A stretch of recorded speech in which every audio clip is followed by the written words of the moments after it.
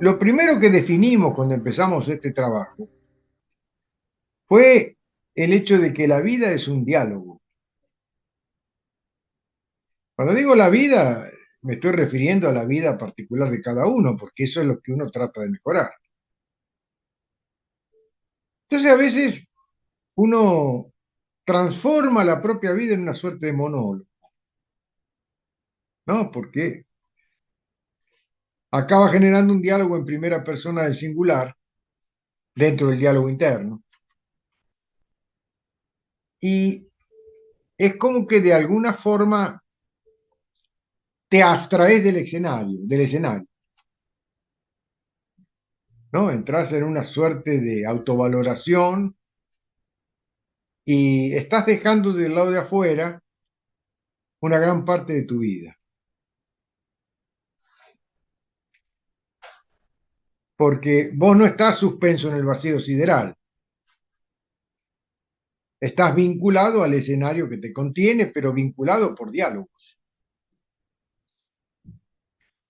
Cuando digo diálogos no es apenas intercambio de palabras,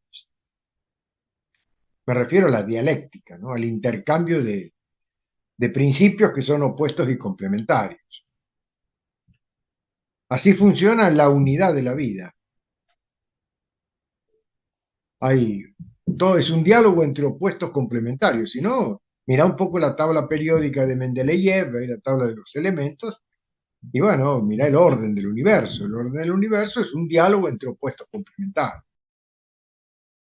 Pero no solo en el mundo de la materia, que serían los elementos de la naturaleza, sino en todos los niveles, al nivel eh, físico, psíquico, emocional, intelectual, espiritual inclusive. Todo es una experiencia de diálogo.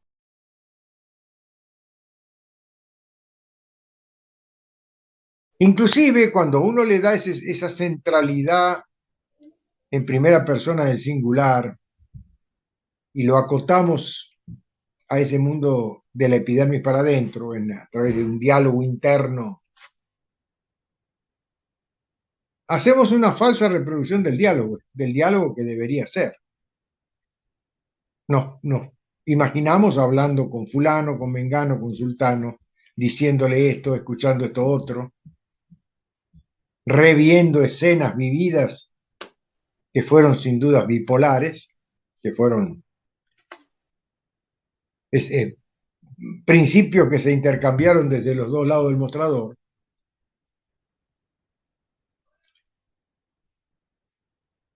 Entonces, claro, esto no vas a pensar que te transforma a vos en la persona equivocada, no. Yo diría que dentro del contexto general, dentro del contexto cultural, es la regla. El mundo del ego, que es el orden establecido mismo en el mundo, es una experiencia egocéntrica. El ego dice yo soy el que soy.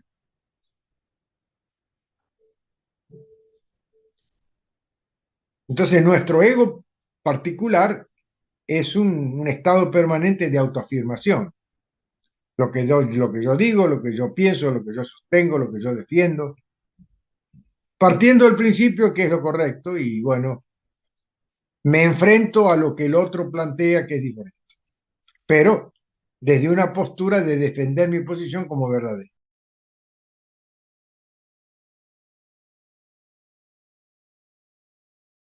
Ese es el estado real cuando miramos nuestra vida individual en una especie de vuelo de águila, ¿no? Cuando la miramos de arriba. Ahí nos vamos a ver en actitud de frente a los otros. Pero que no son biologías separadas separadas por un espacio vacío. Es vida en acción.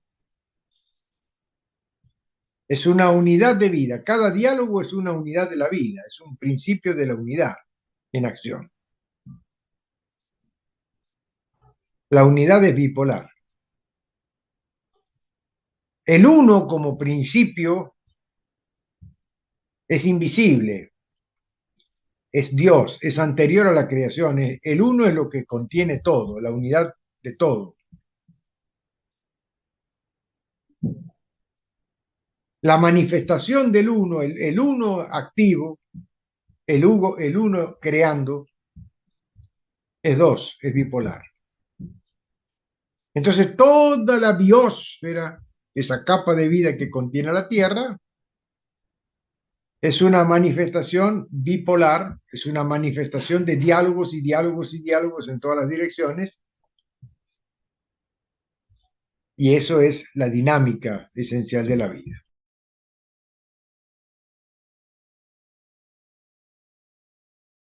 La tarea, el trabajo nuestro, es rescatar esa experiencia perdida por el género humano. La alquimia busca justamente incorporar a la vida individual a Dios. O sea, Dios no es un viejo con barba, es un mantra, es la unidad inmanifestada. Es la fuerza de la unidad, si lo querés. Es la fuerza que contiene coheso a toda la creación, cohesa a toda la creación. ¿Y cómo se mantiene? Son todas medias naranjas. Se mantiene a través de una fuerza de unidad que une opuestos complementarios.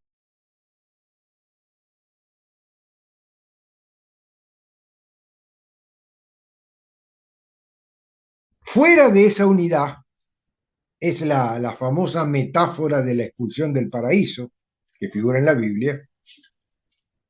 Esa es cuando se destruye aquel planeta que orbitaba entre Marte y Júpiter, se dio el gran desequilibrio en la Tierra y dejó de existir el paraíso. Entonces ahí empieza a estructurarse, a surgir el ego, que es una especie de apéndice insertado o enquistado en la psique, que niega la unidad. Dice, la unidad soy yo, desde el interior de cada individuo. Yo soy el que soy, como figura la Biblia cuando Dios se expresa ante Moisés. Moisés le pregunta quién eres y Dios dice, soy el que soy. Bueno, esa misma pretensión tiene el ego. El ego expresa, yo soy el que soy.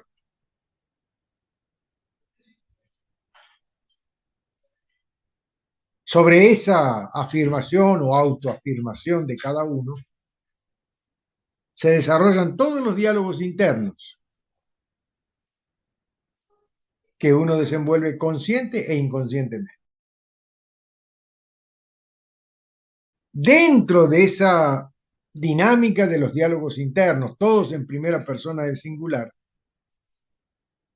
uno busca soluciones, quiere ordenarse la vida, se cuestiona respecto de su destino. Todo en un diálogo que yo diría fuera de contexto. Porque la unidad es el individuo y el escenario que lo contiene, porque sin ese diálogo el individuo no existe, no vive. En el escenario que contiene al individuo están todos los nutrientes necesarios para que el individuo crezca. Hay dentro de cada uno de nosotros una serie de valores y disvalores, un enorme número, un número muy grande, Y más allá de nuestra epidermis, un número exactamente igual de complementos, de forma que cada uno de nuestros valores o disvalores tiene su equivalente complementario del lado de afuera. Y ese vínculo existe desde siempre, esos vínculos. No se los puede cortar. Yo siempre doy el ejemplo del cloro y el sodio. Pueden estar en las antípodas del planeta el cloro y el sodio y están unidos, aunque nunca se crucen, aunque nunca se encuentren. Pero si un día, por ahí, qué sé yo, algún viento extraño los junta, ¡puf!, se chupan y da cloruro de sodio, o sea, se vuelven la unidad. El cloro y el sodio son en sí mismos cloruro de sodio, una molécula que los contiene. Pero eso va más allá de la voluntad, entre comillas, que pueda poner el cloro o el sodio. Eso es así. Bueno, así son los complementos. Son diálogos que no se pueden cortar. Existen. Lo que cambia permanentemente, o por lo menos tiende a cambiar, es la naturaleza de ese diálogo. En lo profundo, en el origen del vínculo, hay un estado de paraíso. Está la mutua necesidad que los vincula en su clara expresión. Entonces, no hay conflicto, hay unión, intercambio del uno hacia el otro, porque hay una mutua necesidad. Ahora, a medida que eso se va desenvolviendo a través de un diálogo interno que trata de comprender eso, o interpretarlo o reinterpretarlo, entonces ese diálogo puro que une sin más ni menos, simplemente va desvirtuando ese principio de unión y se va creando un estado conflictivo de vínculo, que sigue siendo vínculo, tan sólido como el perfecto. Pero aunque se encuentre en estado imperfecto porque se ha metido el ego en el medio a dar sus opiniones, sigue el vínculo, pero ya más en guerra que en paz. Eso es lo que define nuestro nivel de ser. ¿Cómo están nuestros diálogos con la vida, con ese escenario que nos toca, que nos contiene? ¿Cómo están esos diálogos funcionando? ¿En qué estado de gravedad?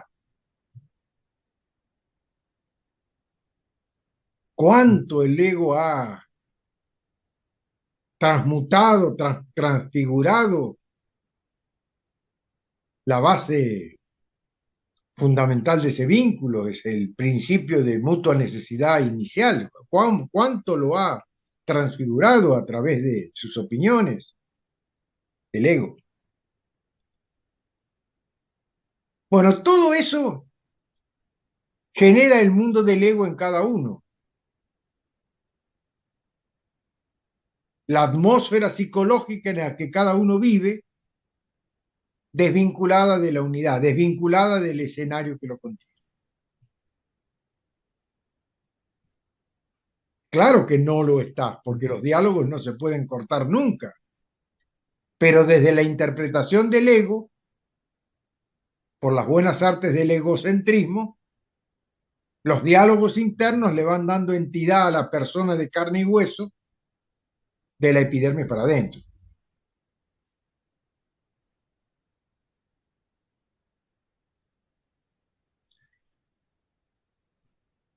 Cuando empezamos a descubrir que nuestra vida es realmente ese diálogo que no conseguimos sentir, porque el ego ya nos tiene atrapados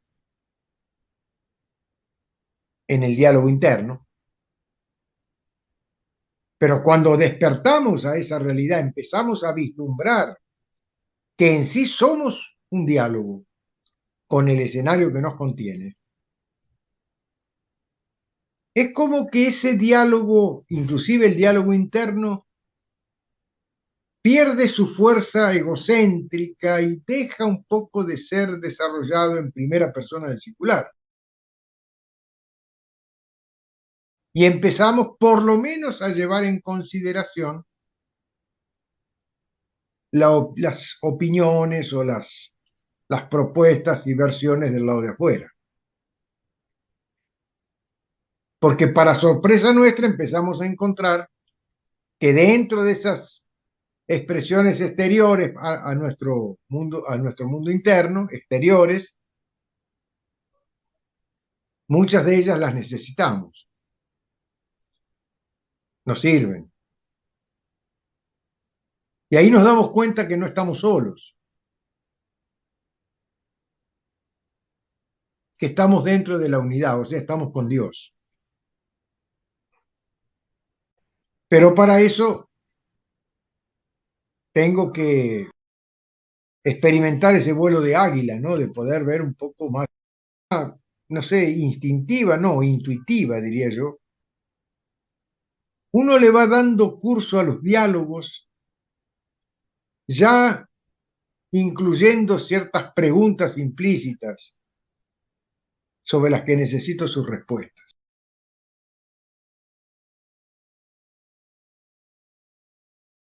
Entonces estoy en estado de alerta, atento, para escucharlas. Esos saldos de mis diálogos con la vida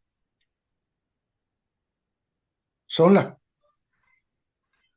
materia prima de la construcción de mi propio camino. Ahí se van esclareciendo mis pasos. Es como que de a poco se va vislumbrando un buen puerto al que hay que llegar.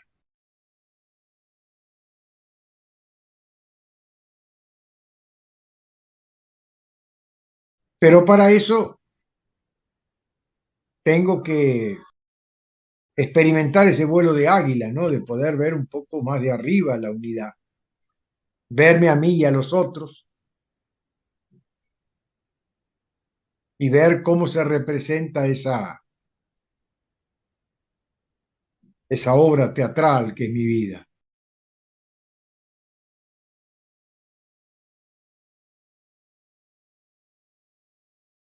Todos los diálogos que se desarrollan en la vida de cada uno de nosotros se desarrollan dentro de un esquema, dentro de una matriz preestablecida.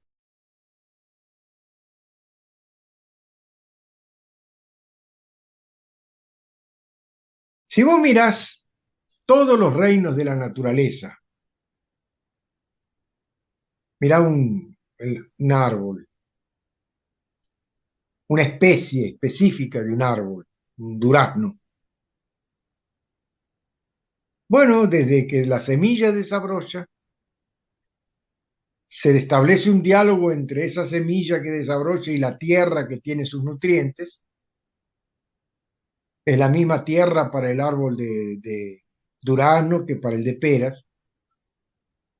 Pero sin embargo, en el diálogo que cada semilla tiene con ese escenario, se va desarrollando la arquitectura que define el destino de cada individualidad en crecimiento. Entonces, esa semilla de durazno va a dar un árbol de durazno y jamás va a dar un árbol de pera.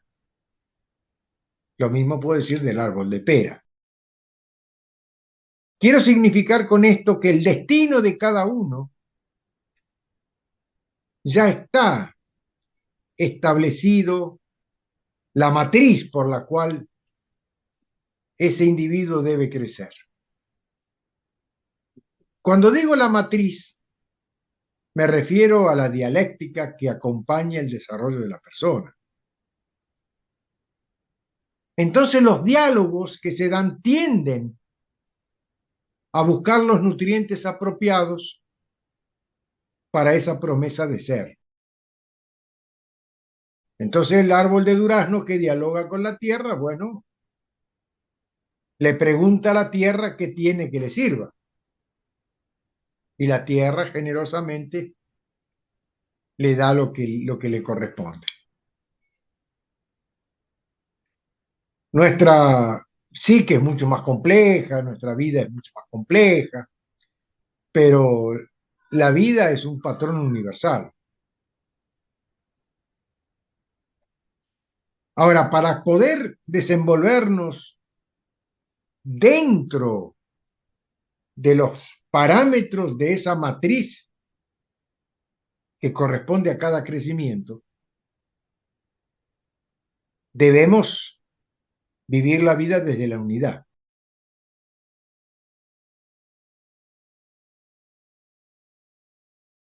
Comprenderla la vida como un diálogo.